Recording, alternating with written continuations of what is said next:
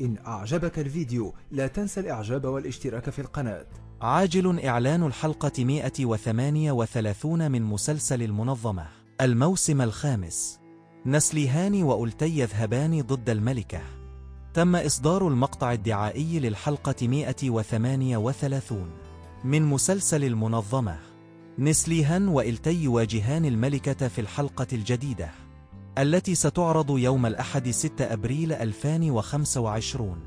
وإليكم تفاصيل الحلقة وساعات العرض.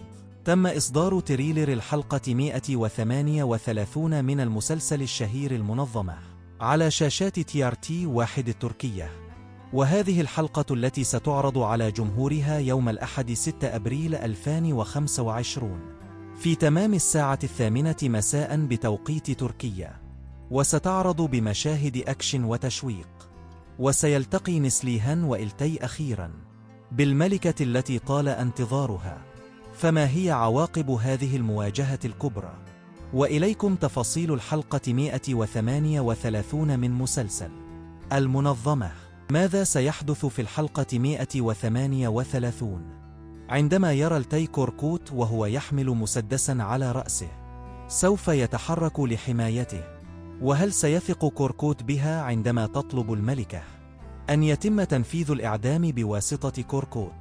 وإلتي ونسليهان والملكة معاً على نفس الطاولة، ومن سيخرج منتصراً من هذه المعركة الشرسة؟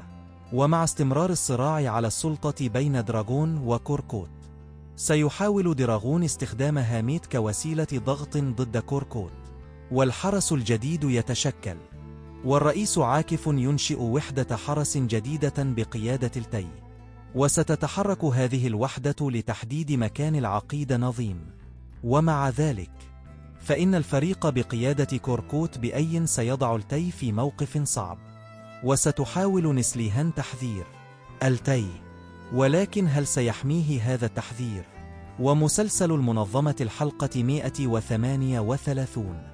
في حين أن مقطع الفيديو الترويجي للحلقة خلق الكثير من الإثارة، فإن عشاق المسلسل ينتظرون بفارغ الصبر الحلقة الجديدة. وماذا سيحدث في هذه الحلقة المليئة بالإثارة والدراما والتشويق؟ وهل الملكة تقترب من النهاية؟ وما هو مستقبل إلتي ونسليهان؟ وستجد إجابات كل هذه الأسئلة في الحلقة 138 من مسلسل المنظمة يوم الأحد 6 أبريل 2025. ويتناول المسلسل جهاز الاستخبارات الوطني التركي، حيث ينفذ فريقه السري مهام خطيرة تهدف إلى تعزيز الأمن القومي وحمايته.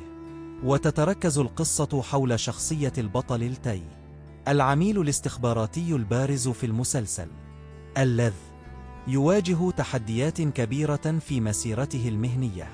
شكرا لكم على طيب المتابعة، ونضرب لكم موعدا في حلقة قادمة إن شاء الله.